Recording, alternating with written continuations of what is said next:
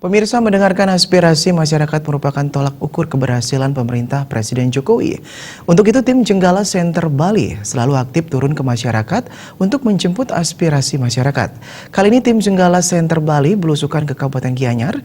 Bagaimana pendapat dan aspirasi mereka terhadap pemerintah Jokowi? Mari kita saksikan liputannya berikut ini.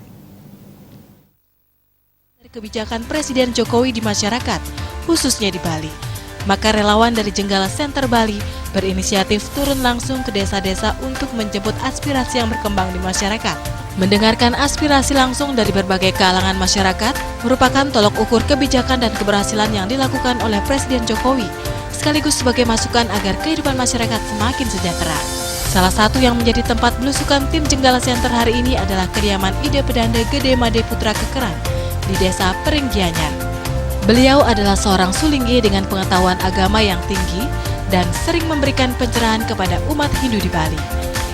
Peranda merasa senang dengan beberapa polisi Bapak Jokowi yang sudah laksanakan, yaitu pertama tentang mulai ditingkatnya perhatian terhadap perkembangan kebudayaan nasional, khususnya peningkatan kebudayaan Bali.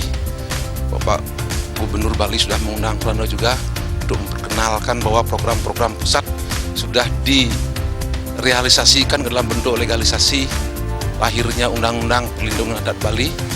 Peranda sudah melaksanakan bagaimana meningkatkan kebudayaan sejak dahulu, tetapi dengan adanya uluran pemikiran baik dan program-program yang betul-betul real secara ke masyarakat, Peranda mempunyai optimis yang tinggi sekali untuk meningkatkan kebudayaan nasional, khususnya kebudayaan Bali itu sendiri.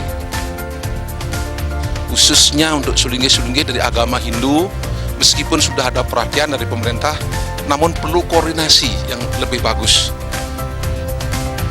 Tim Jenggala Center Bali akan terus berusaha mendengarkan dan memperjuangkan aspirasi masyarakat untuk mewujudkan masyarakat Bali yang sejahtera di bawah pemerintahan Presiden Jokowi.